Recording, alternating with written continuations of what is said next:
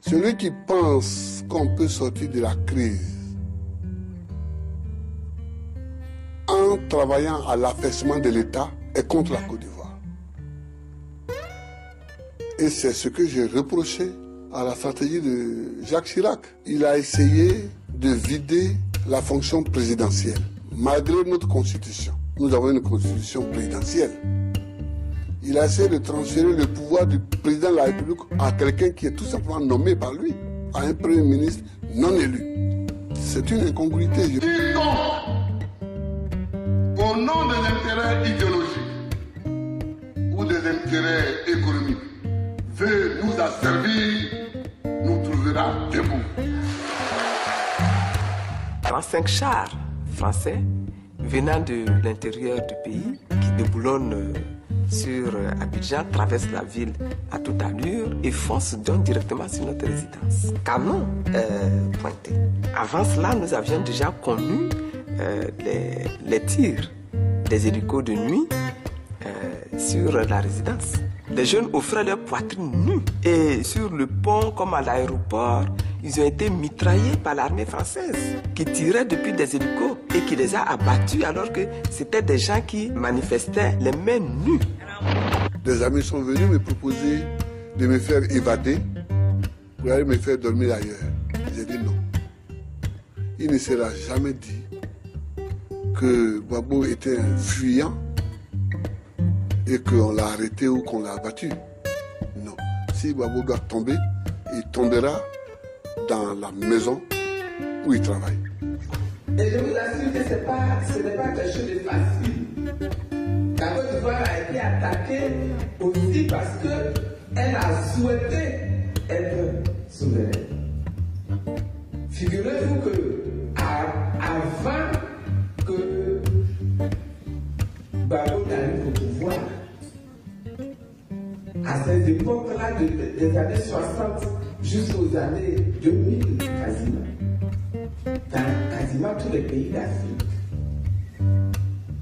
quand le gouvernement va tenir son conseil des ministres, il fallait téléphoner l'ordre du jour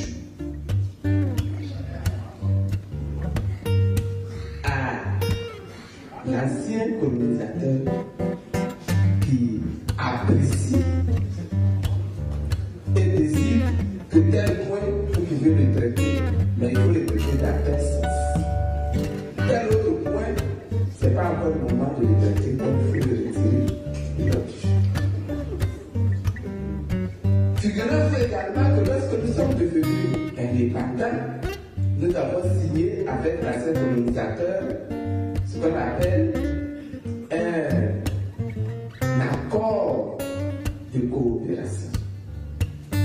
Et dans ces accords de coopération que nous avons signés, nous disons clairement que nous sommes indépendants, mais nous ne sommes pas encore prêts pour être totalement souverains. Donc, notre économie, par exemple, va dépendre, le développement de nos ressources va dépendre de l'ancien colonisateur. Au moment de devenir indépendant, nous n'avions pas le droit dans notre pays de créer des usines pour transformer nos produits. Nous devions produire pour les besoins de l'ancienne métropole. L'ancienne métropole a besoin de café, elle a besoin de cacao. Nous devons produire du café et du cacao. Et nous devons leur vendre tout notre café et tout notre cacao. Et eux seuls avaient le droit de revendre notre café et notre cacao à qui ils voudraient. Et nous n'avons pas le droit de construire chez nous des usines pour fabriquer du chocolat.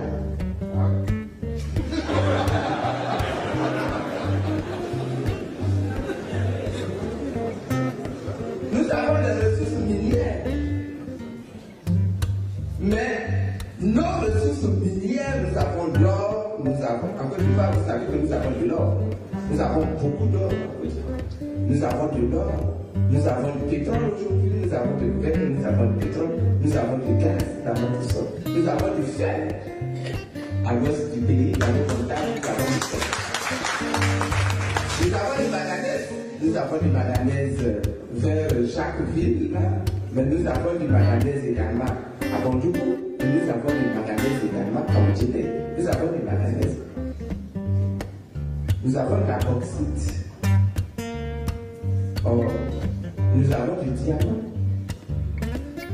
Nous avons même de la tantalite. Nous avons un sous-sol qui est très riche. Okay? Mais nous n'avions pas le droit de transformer notre or, notre fer, notre bauxite, notre manganèse, notre diamant, nous n'avions pas le droit. Nous n'avions pas le droit de vendre nos ressources à un autre pays qu'à la France, sauf si la France est d'accord pour que nous vendions à un autre pays. Et donc, un des problèmes que le président Gbagbo a posé, qui pose encore, c'est la question de la souveraineté. Il faut que un pays ait le droit de commercer avec qui il veut, de faire transformer son pays par qui il veut, de passer un partenariat avec qui il veut, dans l'intérêt de sa nation, dans l'intérêt de son pays. Et bon, on nous a fait un petit peu la guerre parce que nous avions voulu diversifier les relations et passer des accords de partenariat avec la Chine, avec le Brésil. Vous voyez? Il me semble souvent que les Africains ont peur d'être indépendants. Ils ont peur d'être indépendants. Par exemple, je suis en train d'étudier avec le président Bian comment faire pour créer au niveau de l'Afrique une banque d'investissement. Les Africains ont les moyens d'avoir une banque qui soit totalement indépendante. Bon, on n'est jamais totalement indépendant dans le monde éclaté où nous vivons, mais je veux dire de prendre l'initiative. De prendre l'initiative. Au lieu d'être tout le temps dans une politique de mendicité, nous pouvons prendre des initiatives nous-mêmes. Bon, là-dessus aussi nous sommes d'accord. Donc, aujourd'hui, je pense que notre appartenance à l'Afrique, qui est le continent le moins développé du monde, doit s'exprimer en termes très concrets. Et tant que nous ne prenons pas en main notre indépendance et notre capacité à agir nous-mêmes, nous ne nous en sortirons. Alors, l'armée régulière a contre-attaqué. Et au moment où l'armée pensait les avoir suffisamment affaiblis sur Abidjan, et donc s'apprêtait à prendre la contre-offensive pour aller à l'intérieur du pays, hier, lundi, la France a opéré des frappes aériennes avec des avions de guerre et a bombardé des sites stratégiques de la capitale du Côte d'Abidjan. Moi, je ne connais pas de résolution de l'ONU où cette institution demande à la France de rentrer en guerre contre nous. Or, hier lundi, la France est rentrée directement en guerre contre nous. Avant cela, elle était en guerre contre nous, mais de façon indirecte. Elle transportait les troupes rebelles d'un point à un autre, elle les armait, elle leur donnait des munitions. Mais hier, c'était vraiment la seule fois où la France est rentrée directement en guerre. Il y a toutes les soutes à munitions de l'armée d'Abidjan ont été bombardées. Le palais de la présidence a été bombardé. La résidence du chef de l'État a été bombardée pendant que je m'y trouvais. La télévision nationale a été vraiment détruite. La radio aussi, etc. Je trouve absolument ahurissant que la vie d'un pays, la vie d'une nation entière se joue sur des coups de dés ou des coups de poker dans des capitales étrangères. Beaucoup de pays ont reconnu depuis la victoire d'Alassane Ouattara. Oui, ça veut dire que beaucoup de pays ont dit que Ouattara est le nouveau président. C'est différent de reconnaître la victoire. Or, pour reconnaître la victoire, c'est le Conseil constitutionnel seul qui le proclame. Or, c'est celui que le Conseil constitutionnel a proclamé vainqueur. Les autres, ils ont dit que Ouattara est le nouveau président. C'est tout à fait différent. Voici la résidence du président Laurent Gbagbo. Elle a été bombardée. Vous voyez les impacts.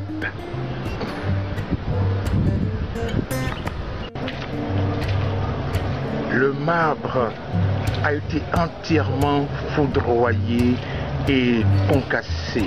Les véhicules saccagés et brûlés.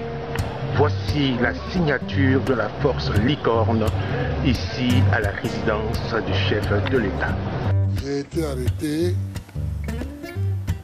le 11 avril 2011 sous les bombes françaises. Président de la République,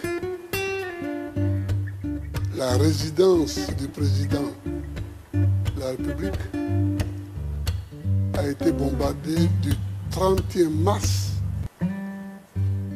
au 11 avril. Et c'est dans ces décombres-là, le 11 avril, pendant qu'on bombardait la résidence qui était déjà à terre, nous, on s'est cachés dans les trous de la résidence et une cinquantaine de chars français encerclaient la résidence pendant que les hélicoptères le bombardaient.